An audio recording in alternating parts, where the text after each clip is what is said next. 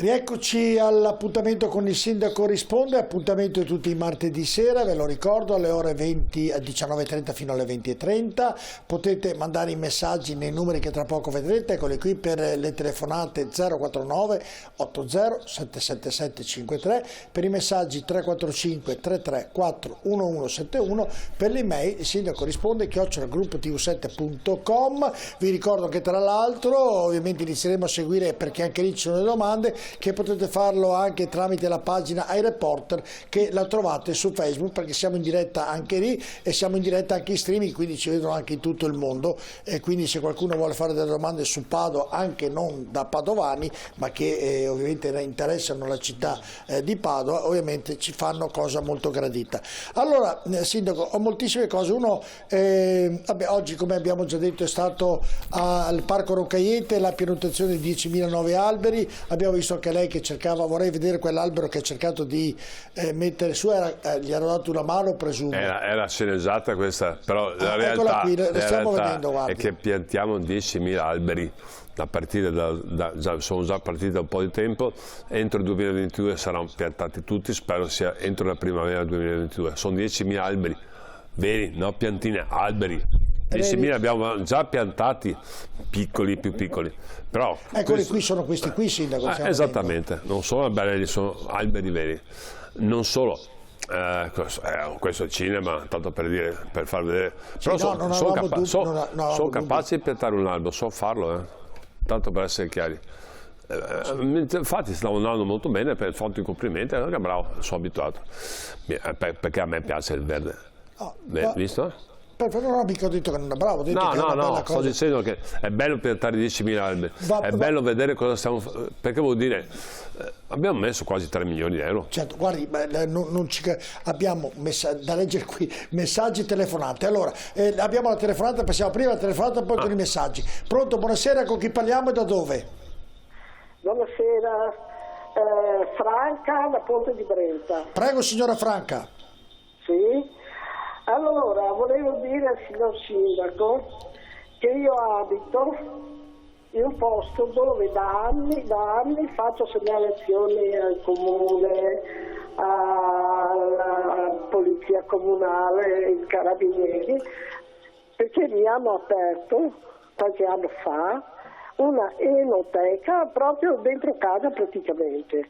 Una enoteca praticamente dentro casa. Ci può dire la via, signora? Ci può dire la via? La via San Marco. Via San Marco. A che altezza più o meno? Io a 113 e loro a 115. Bene, 113, 115 è la via centrale di Ponte di Brenta. Prego, signora. Se io esco ad esempio sul retro, che ho fatto fare i lavori da stare sì un po' con amici eccetera, si sente loro che urlano, strillano.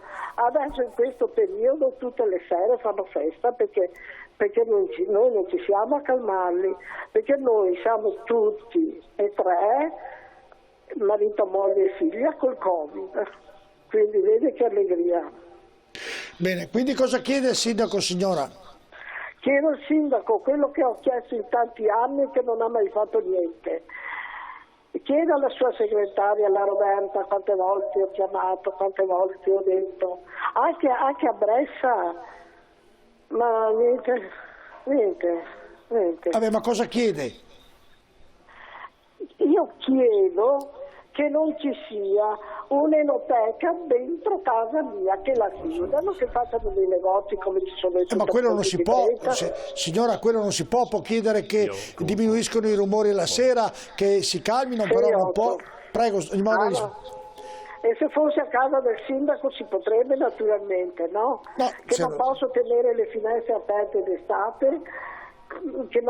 Niente, siamo prigionieri di questi 4 Villaroi di Arroni. Bene, grazie signora, ovviamente è un problema, mi scusi sindaco, poi è un problema che riguarda anche chi abita in centro, lo stesso motivo. Prego sindaco. Mi occuperò di verificare l'educazione, che il comportamento sia corretto, però non è che posso impedire di fare delle cose.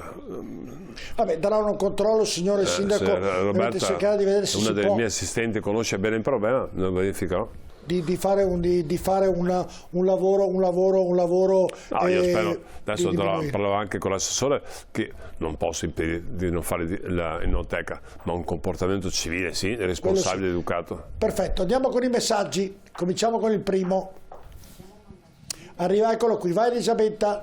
Sono nonno Tello, Padova Ovest. Perché di fronte alla farmacia di Piazza Mazzini non c'è ancora un parcheggio con la sosta di soli 20 minuti? Grazie.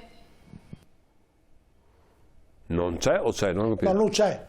Non c'è ancora un parcheggio con la sosta di soli 20 minuti praticamente in Piazza Mazzini, di fronte alla farmacia. Adesso non so dove c'è la farmacia, però in Piazza Io Mazzini so dove, passo in sera, non c'è passo in sera per andare a casa. Non c'è il parcheggio. Sì, ma non c'è, dice il nostro telespettatore. Lasciamo quel messaggio, chiedo a Elisabetta. Perché è un'ora adesso. Adesso le dico perché l'ho letto. Allora dice, perché di fronte alla farmacia di Piazza Mazzini non c'è ancora un parcheggio con la sosta di soli 20 minuti, grazie. Io passo in sera per andare a casa, vedo la farmacia, vedo i parcheggi. Ma dici solo 20 minuti, probabilmente sarà di un'ora, non si è espresso bene. È un'ora? E lui dice perché non c'è di 20 minuti, non riesco a capire bene. Mi aiutate dalla regia a comprendere questo messaggio? Io so che probabilmente dice che in quel parcheggio la gente lascia a lungo la macchina e quindi magari il signor Otello, che ha esigenze insomma di stare poco in farmacia, chiede che ci sia maggior ricambio appunto dei parcheggi. Perfetto, dice di abbreviare il tempo di parcheggio, sindaco, perché lui vede molta gente che si ferma, sta lì molto più tempo per andare in farmacia, non trova magari quando va lo spazio per mettere la macchina. È stato chiaro? Sindaco si informerà, andiamo con il prossimo messaggio. Buonasera signor Sindaco, volevo chiedere per le barriere fonoassorbenti di via Friburgo bloccate, quale futuro? Lo chiede Giorgio. Non solo bloccate, stiamo rivedendo il progetto, mi incontro la settimana prossima.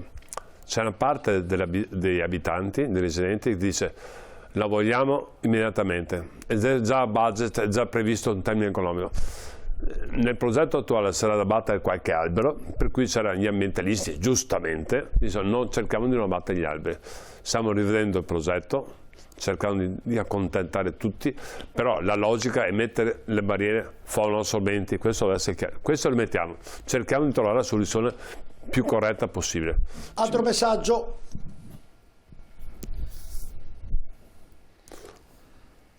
Per motivi personali ieri sera ero in pieno centro a Padova. Sconfortante vedere indicativamente 2 persone su 5 senza mascherina o praticamente non indossata, 0 controlli, 0 polizia. Cosa aspettiamo? Di essere chiusi di nuovo in casa?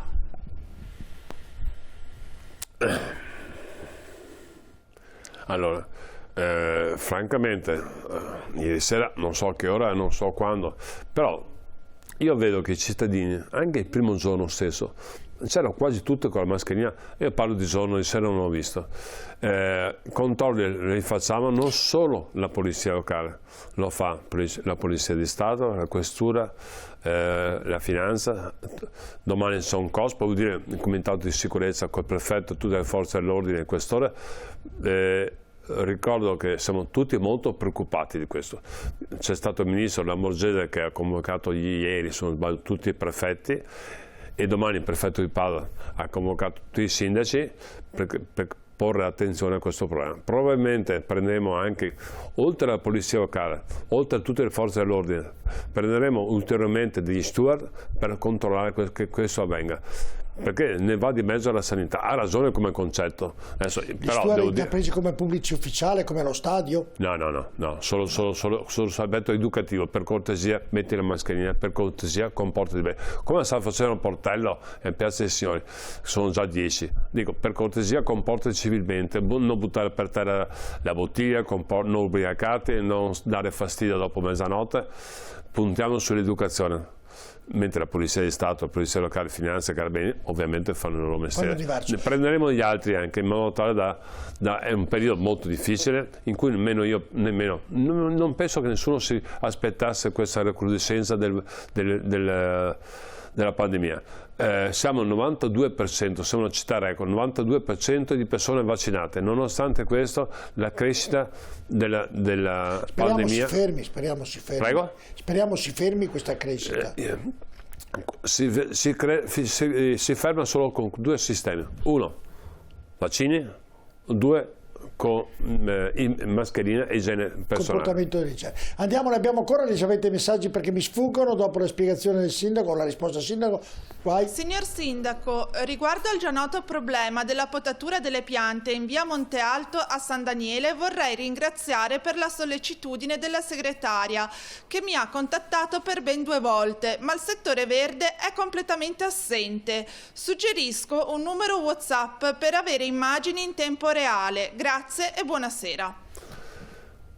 Mi fa piacere che è stato contattato rapidamente, non è che riusciamo a telefonare, è facile da fare, nel senso è abbastanza veloce, però bisogna programmare la potatura, il che non è proprio facile, per cui, però vuol dire che abbiamo capito il problema e che interverremo più tempo e più presto possibile. Abbiamo ancora messaggi perché ho visto la telefonata, poi non abbiamo più tempo. Elisabetta, hai letto tutti i messaggi? Sì, c'è la telefonata. Andiamo, pronto, buonasera, da dove? Con chi parliamo e da dove? Buonasera, sono Maurizio e parlo da Ponte di Odasole. Prego. Ecco, tutti ricordiamo il grosso problema degli anelli e il sindaco Zenonato l'ha, diciamo, pian piano risolto, era molto complesso. Si è beccato la nomina a sceriffo e secondo me ha fatto tutto bene perché era difficilissimo quel problema. L'ha risolto smontando praticamente. C'erano anche i privati. Naturalmente quando sono i privati il comune deve cacciare dei soldi perché diciamo, bisogna riuscire ad acquisire totalmente l'area, gli appartamenti eccetera, no? Adesso siamo in fase ormai di risoluzione finale, insomma, ma quel problema con i privati è stato risolto nonostante diciamo la domanda, perché devo chiudere. Ecco, a Porto di Odasole l'ho già segnalato e il sindaco le conosce benissimo, ci sono 2 aree. Ora, il problema di viabilità di Porto di Odasole è molto complesso.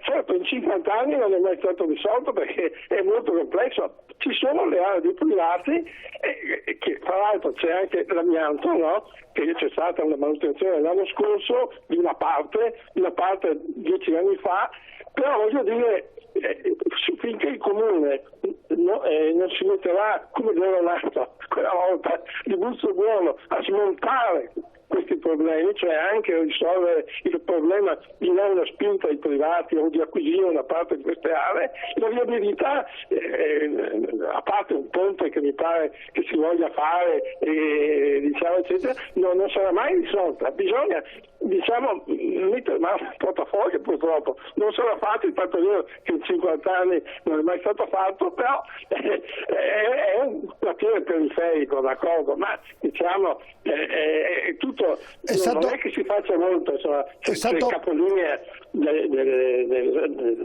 Trump, per carità, è stato chiaro anche il metro di calore ancora tanti anni fa. È stato chiaro, chiedo che scusa ma devo chiudere perché siamo davvero, abbiamo passato questa telefonata proprio in extremis perché siamo in chiusura, se vuole rispondere rapidamente. Ponte di Odasole è un quartiere primario come tutti i quartieri, che sia chiaro, non c'è quartieri validi e non validi, assolutamente. Vi ricordo che abbiamo trovato l'accordo per quanto riguarda Viabilità Nord assieme a Cadonaghe, Vigo Odasole, Limina e Padova. C'è un progetto molto importante, tramite il PNRR regionale cerchiamo di portare a casa. Spesso si riferisce a 2 aree molto importanti della Cella, una l'area Pigli e un'altra l'area confinante. Noi possiamo acquistare aree, abbiamo acquistato gli appartamenti per quanto riguarda gli anelli, perché erano disponibili a vendere i proprietari, noi anche possiamo comprare a discapito di lei ha proprietari. detto sono 50 anni che non riescono a fare nulla proprio per il motivo. Ma penso sia l'area idrotermica, gli ha Pilli. detto 50 anni non hanno mai fatto perché ci vogliono soldi, capisce che è un problema. No, sono due problemi diversi. Al di là che servono sempre i soldi. Noi abbiamo comprato 150 appartamenti, una parte l'ho comprata il sindaco Bitonci, una parte è zanonato. Dipende dalla volontà di vendere, non si possono espropriare, siamo un Stato di diritto. Però io penso che quel progetto che ha presentato il vice sindaco, penso che sia un progetto importante che, ripeto, è stato fatto condiviso da Vigo d'Arze, Cardoneghe, Limine e Padova.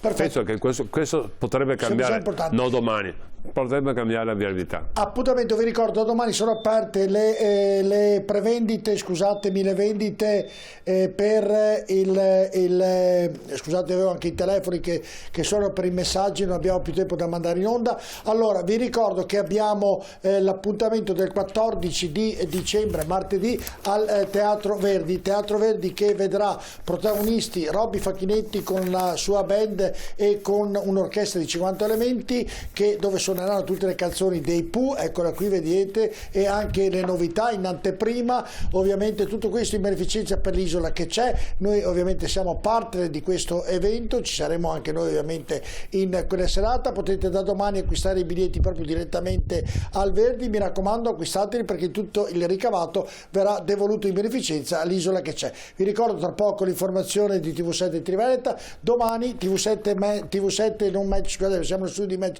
ma TV7 domani sera Primus Inter Pares, dove avremo ospite il presidente della regione Veneta Luco Zaia e il virologo Giorgio Palù. Dunque non perdete l'appuntamento di domani sera con Primus Inter Pares, perché sarà un appuntamento davvero molto ma molto interessante. Grazie sindaco. Grazie a voi, buona serata. Grazie alla redazione, noi ci vediamo domani. Vi ricordo di seguire la nostra programmazione con l'informazione di TV7 Triveneta.